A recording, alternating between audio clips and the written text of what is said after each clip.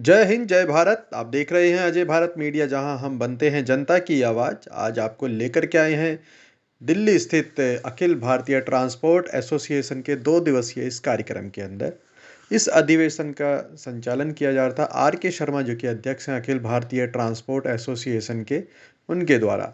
साथ ही मुख्य अतिथियों की भूमिका निभाई यहाँ पर अग्रवाल पैकर एंड मूवर्स के मालिक राजेश अग्रवाल जी। इसके अलावा कई अन्य शहरों से और राज्यों से, लगभग पूरे भारत से यहाँ पर आए ट्रांसपोर्टरों ने मिलकर के एक आवाज़ में सरकार के साथ में इस बात को नाराज़गी भी जाहिर की है, और साथ ही उन्होंने अच्छा भी बताया है कि आज ट्रांसपोर्टरों के हालात सुधरे हैं।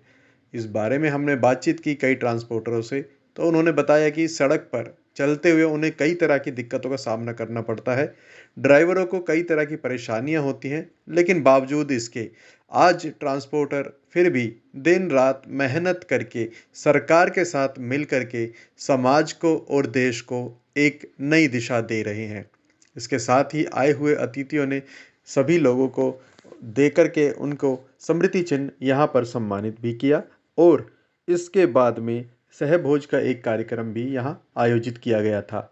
साथ ही आपको जानकारी देना चाहेंगे कि कार्यक्रम के अंदर कई तरह की बातें मुख्य अतिथि के सामने और सरकार के सामने रखने के लिए यहाँ पर बातचीत की गई, और बताया गया कि किस तरह से सरकार को साथ लेकर के ट्रांसपोर्टरों के दिन सुधर सकते हैं। यदि ट्रांसपोर्टर चाहें तो अपनी बात मनवा सकते हैं, लेकिन उसके लिए हड़ताल एक उपाय नहीं हो सकता, क्योंकि हड़ताल से आम जन को परेशानी होती है। देखिए ये खास खबर हमारे साथ। धन्यवाद। जय हिंद, जय भारत। आपने स्वराज्य स्थापित किया, कैसे? हमें एक ही होती है कि हम हमेशा कहते हैं कि परमात्मा करता है, तो मेरे लिए भी कोई परमात्मा बनकर आया। और मेरा परमात्मा केवल ऐसा था कि जिसमें मैं बात भी करता था, देखता भी था, और वो मेरे को डांटता भी था। अब पूछोगे वो परमात्मा ऐसा है क्यों, जो आपको बोलता भी था, बात भी करता था, डांटता भी था, और मैं कई बार उससे जिद्दी भी करता था, बाद में कहना भी मान लेता था। कि हम अपने ट्रेड के अंदर यदि अपने ग्राहक को परमात्मा मान लेते हैं तो वो आपको यहाँ नहीं वहाँ पहुँचा देगा, पता नहीं कहाँ पहुँचा देगा। तो मेरा परमात्मा मेरा ग्राहक है, मेरे ग्राहक ने मेरे को यहाँ पहुँचाया। ये सेकंड क्वेश्चन मेरा है, अभी आपने बोला कि एक्सप्रेस हाईवे पर राम राज्य आने वाला है। सबसे बड़ी बात मैं ये पूछना चाहता हूँ कि जो एक्सप्रेस हाईवे अभी गडकरी जी बना रहे हैं और उसके ऊपर टोल टैक्स बड़ी मात्रा में लग रहा है, तो ये आप लोगों के लिए फायदेमंद होगा या नुकसान होगा? इससे क्या ट्रांसपोर्टरों को फायदा होने वाला है, नुकसान होगा? हम है ना बड़ी सोच देखते हैं। मेरी गाड़ी कितने रुपए पर किलोमीटर का खर्चा करती है? आज 30 रुपये किलोमीटर करती है। इसमें टायर का खर्चा होता है 16 पैसे पर टायर पर किलोमीटर। यदि एक्सप्रेस हाईवे के बाद यही खर्चा मेरा 22 पैसे पर टायर पर किलोमीटर खर्चा होता था, तो 22 से 16 आ गया, 4 पैसे को छोटा खर्चा नहीं है। ये क्यों हुआ? एक्सप्रेस हाईवे, न पत्थर, न कंकर, न कुछ, न घिसाई, न कुछ, न कोई बार बार ब्रेक मारने पड़ते। तो मैं टोटल में कहाँ बचा रहा हूँ? मेरा एक मान लो 300 रुपये का टोल लग रहा है, और मेरा 2 पैसे हर टायर पर किलोमीटर बच गया, तो मेरी बड़ी कमाई है। तो हमको बड़ी पिक्चर देखनी है, कैलकुलेशन ये करना है कि मेरा बच क्या रहा है। तो हम एक एक के लिए साइलों में लड़ते रहे, वो एक्सप्रेस हो गया, वो हो गया, कुछ हमारे को करना क्या? हमारे पास 100 रुपये की यदि मान लो मेरी लागत है, तो मेरे को तो 112 रुपये लोगों से लेने हैं, 108 रुपये लेने हैं। तो जब डीजल 12 रुपये था तो मेरे पास तो स्कूटर भी नहीं था। आज मेरे पास डीजल 100 रुपये हो गया, तो आज मेरे पास तो बड़ी गाड़ी है। मोटराइजेशन की बात की कि अंगूठा लगाओ कि इंस्पेक्टर क्या कर रहा है, रेड और ग्रीन का भी आपने बात किया है। मैं ये जानना चाहता हूँ, आज भी ट्रांसपोर्टरों को उतना ही तंग किया जाता है जितना पहले किया जाता है? आरटीओ का एक धंधा होता है, इसको आप कैसे रुकवाओगे? कैसे आप सरकार से आग्रह करोगे कि ट्रांसपोर्टर, आज भी हमने देखा है, प्रैक्टिकली देखा है कि अभी भी ड्राइवर अनपढ़ होते हैं तो उनसे पैसा हटते हैं, और ये प्रक्रिया आती है। देखो ऐसा है ना, वो ज़माना बदल गया। 2005 में हमने उत्तर प्रदेश से हमारे ट्रक को पास करवाना बंद किया था, 2005 से। 2018 में आज दोबारा चालू कर दिए। तो आप पूछो कि 15 साल के बाद या 13 साल के बाद दोबारा चालू किए, क्यों? क्या क्रांति हो गई? हमने कभी भी मथुरा आगरा वाला रूट के ऊपर कभी ट्रक को कहा करके छोड़ जाए, चाबी फेंक जाए, हमारे वहाँ मत जाएगा, क्योंकि वहाँ लुटेरे पिटेरे मार पीट सब होती है। तो सरकार बदली, चीज़ें बदली। तो आज जो माहौल है वो आज हम 20-25 साल पहले की बात करें, आज में करें, बहुत फ़र्क है। आज ट्रक चालक में इतनी हिम्मत है, वीडियो बना लेता है, वो करता है 24 घंटे के अंदर पर डे, आज की बात है 24 घंटे पूरे हिंदुस्तान में पर डे एक आरटीओ सस्पेंड होता है। कभी एक साल में एक नहीं होता था। क्रांति तो है कि मतलब 2014 के बाद जब भाजपा आई है तो सरकार में अभी जो है ट्रांसपोर्टरों के हालात सुधरे हैं बजाय कांग्रेस। मैं सर्वे करवा रहा था 2014 का, तो सर्वे में लोगों ने कहा कि साहब मेरे पास स्कूटर था, मेरे पास कार थी, किराए का मकान था। ये 2022 की बात है। तो भैया अब क्या हो गया? बोला था वो बड़ी कार में आ गए। मकान किराए वाले क्या बोले? अपने घर के निजी घर में आ गए। तो मैं तो इन डाटा से लगाता हूँ हिसाब, कहीं ना कहीं तो जब किराए से निजी घर में आया है, स्कूटर से जब बड़ी कार में आया है, तो कुछ न कुछ तो है। सर आप ट्रांसपोर्टर हो और जो ड्राइवर का जीवन है आप लोगों के ऊपर निर्भर होता है और वो काफ़ी समस्याओं से आपका ड्राइवर घिरा हुआ है और आगे भी घिरा रहेगा। उसको समस्याओं से निकालने के लिए क्या आप लोग प्रावधान सभी ट्रांसपोर्ट करेंगे जिससे वो भी एक शांतमय जीवन जिए और उसके बच्चे भी सुख का जीवन जिए? ड्राइवर जो था वो अभी ड्राइवर नहीं रह सकता, वो चालक बन गया। तो पहले तो उसकी भाषा हमने बदल दी। वो 1 to 1 आज उसके पास इतने टेक्नोलॉजी हो गए। आज आप अपने बच्चे का बर्थडे नहीं मनाते होंगे, मगर हम हर साल हर दिन 16-17 ड्राइवरों का जन्मदिन मनाते हैं। हाईवे पे होता है, कहाँ बेटा? बोला जी कोटा क्रॉस कर रहा हूँ, वेरी गुड, हैप्पी बर्थडे। वो बोलता है कि वो मेरा हैप्पी बर्थडे, भाई तेरा डीएल पे डेट ऑफ बर्थ है, हमने देखी है। तो अच्छा सर, अच्छा। उसके बाद फिर कोटा ऑफिस में बेटा तेरा ब्रेक मार के जाना।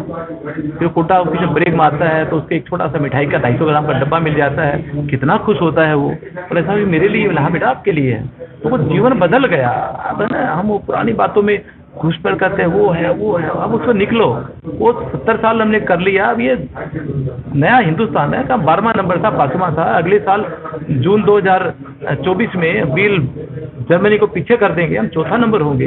2042 में हम हिंदुस्तान के नंबर 1 होंगे। आज विदेश में जाते हैं, जर्मनी में जाते हैं, फ्रांस में जाते हैं, लोग नफरत करा करते हैं ऐसे ओह ये मोदी विलेज। आज साला हमारे पास बाजू में जाकर बैठते हैं, बात करते हैं और हिंदुस्तान के बारे में पूछते हैं। और बताओ कुंभ हुआ था जो हम 10 करोड़ जनता ने स्नान किया था।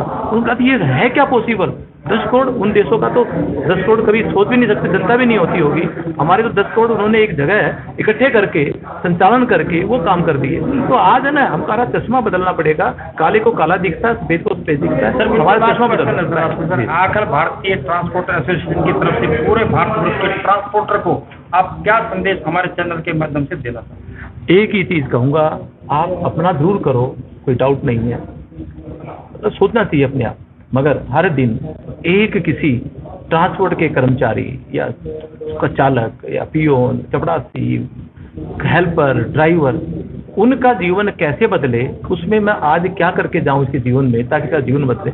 ऐसा हम शुरुआत कर देंगे तो हमारे पास आज करीबन जो पूरे हिंदुस्तान के अंदर 6 करोड़ हमारे ट्रांसपोर्ट के कर्मचारी सब मिलकर है। एक दिन में एक किसी सोच लिया या हफ्ते में एक सोच लिया, एक महीने में 4 सोच लिया, तो 24 करोड़ चीज़ हम सोच रहे हैं। तो एक दिन जीवन बदल जाएगा। हमको केवल हमारी सोच बदलनी है और दैट इज अ पॉजिटिव, और ये बदल रही है। और हमारे सब भाई आज प्रेरणा लेकर यहाँ से यही मैसेज लेकर जाएंगे कि सोच बदलो, देश अपना बदले। धन्यवाद। मैं चेन्नई में जेके रोडवेज से हूँ। जी आप ट्रांसपोर्ट लाइन में मैं पहली महिला देख रहा हूँ जो ट्रांसपोर्टर बनी हुई है, जो ट्रांसपोर्टर की मालिक बनी हुई है।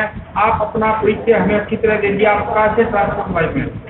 हाँ, वैसे हमारी ट्रांसपोर्ट चेन्नई में 1985 में मेरे हस्बैंड जी अपना स्वर्गीय रवि कुमार जी के ने शुरू की थी और 1998 में दुर्भाग्यवश उनका हार्ट अटैक हो गया दिसंबर में। तो जनवरी 99 से मैं 17th डे से मेरे को उसमें बैठा दिया। मैं जानना चाहूँगा कि ट्रांसपोर्ट लाइन में खासकर मैं ड्राइवरों की बात करूँ, ड्राइवरों को कंट्रोल करना एक बहुत ही बड़ा मुश्किल काम है, क्योंकि एक ड्राइवरों को हैंडल करना, आप कैसे उनको हैंडल करते हो और कैसे ट्रांसपोर्ट लाइन? ड्राइवरों को हैंडल करना कोई मुश्किल नहीं है अगर हम उनको अपने बच्चे समझते हैं तो, क्योंकि वो जो भी मेरे से कोई बड़ा आ जाए कोई छोटा आ जाए, मैंने हमेशा यही सोचा ये सब मेरे बच्चे हैं और मैं इनकी माँ हूँ। और इन सब ने भी मेरे को इतनी ही इज्जत दी है। जैसे अभी आपके सामने ये खड़े हैं शमशुद्दीन जी, ये कम से कम 20-25 साल से हमारे यहाँ आते थे, छोटे थे तब से आते हैं। ये हमारे भाई हैं छोटे, ये भी हमारे साथ मेरे हस्बैंड के टाइम से हमारे साथ हैं ग्रोवर ट्रांसपोर्ट, और हम सब मिलजुल के ही चलते हैं, और आपसी विश्वास और आपसी प्रेम और ये सौहार्दता, यही सब कुछ है। आज यहाँ ट्रांसपोर्ट एसोसिएशन की मीटिंग हुई है, किया गया। आप जो भारतवर्ष की और महिलाएं हैं जो ट्रांसपोर्ट लाइन में आना चाहते हैं, उनको क्या कहते हैं? मैं कहती हूँ कि सच के साथ सब कुछ हर जगह जाया जा सकता है। अगर आप सच हैं तो आपके पास साहस है और आप हमेशा नेक नियति से काम करें और सबको अपना समझें, तो आप हर विषय में आप आगे आ सकती हैं। नाम और पद जानना। देखिए, मेरा नाम R.K. शर्मा है, अखिल भारतीय ट्रांसपोर्ट एसोसिएशन का राष्ट्रीय अध्यक्ष का दायित्व मेरे पास है, और आज हमारा पहला राष्ट्रीय 2 दिवसीय अधिवेशन था जो आप सब लोगों ने कवर भी किया था। पूरे मीडिया जगत का सबसे पहले तो धन्यवाद, आप लोगों ने इतना समय दिया और हमें बड़ा बढ़िया तरह से कोऑपरेट करते हुए हमारा प्रचार प्रसार किया।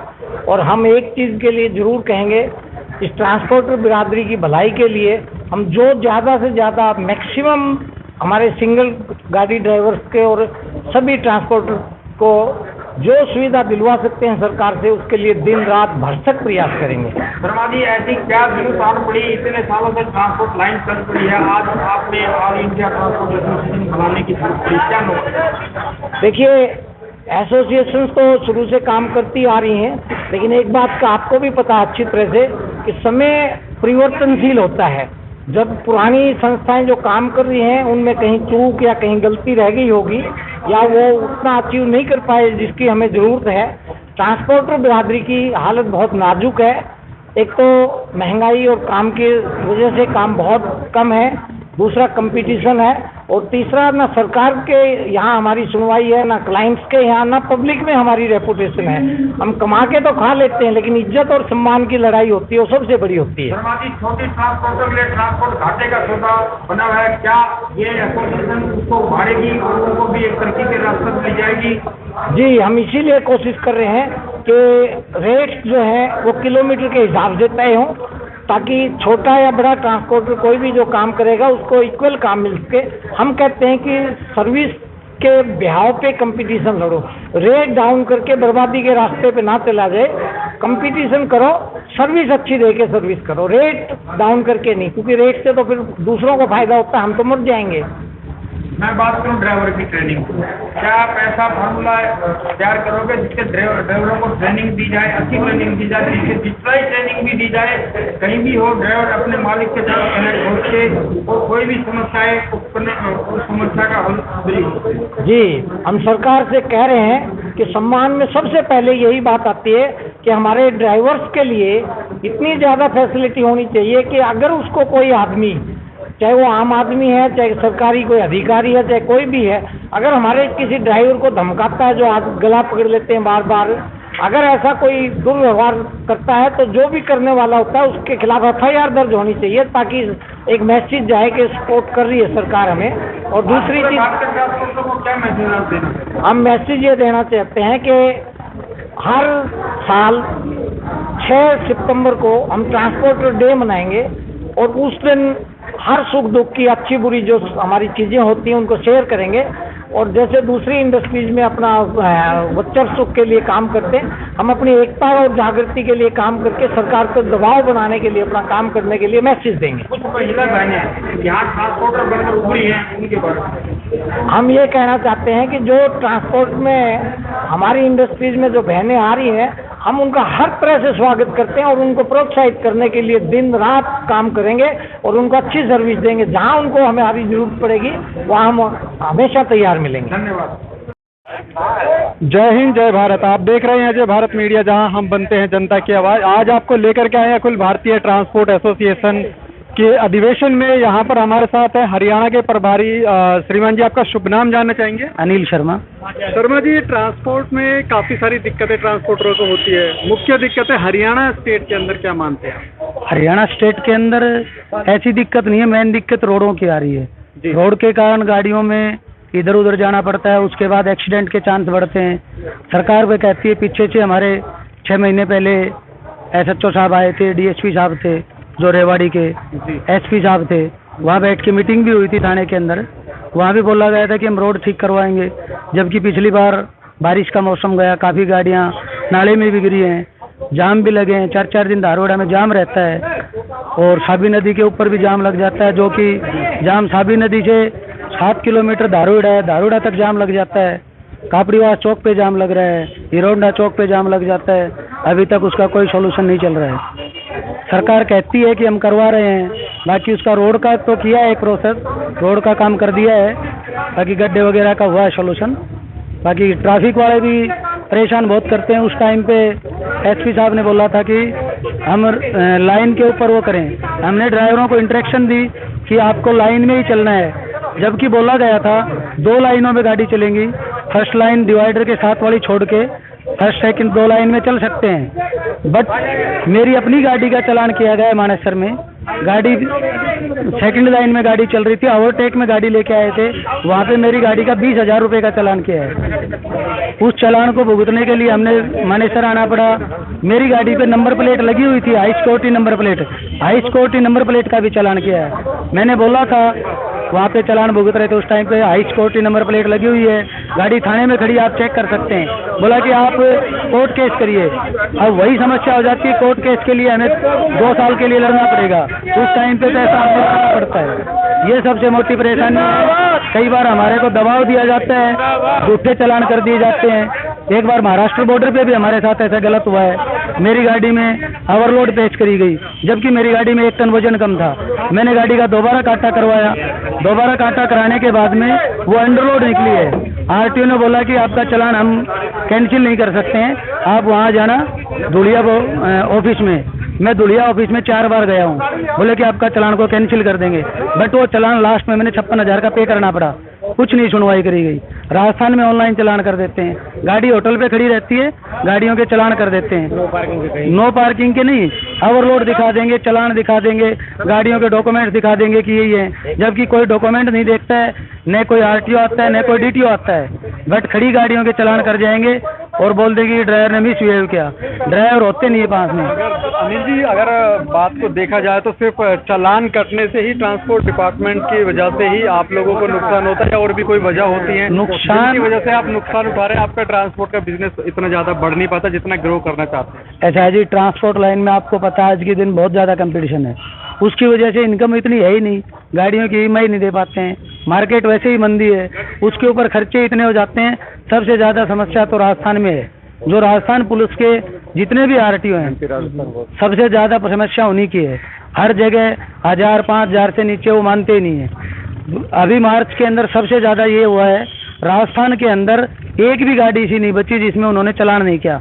5-5 हज़ार रुपये के चालान करते हैं। जिस गाड़ी वाला बच के चला गया टोल टैक्स के ऊपर से, अगर गाड़ी वाला बच के चला गया, टोल टैक्स से नंबर लेते हैं, ड्राइवर गाड़ी नंबर ऑनलाइन चालान कर देते हैं।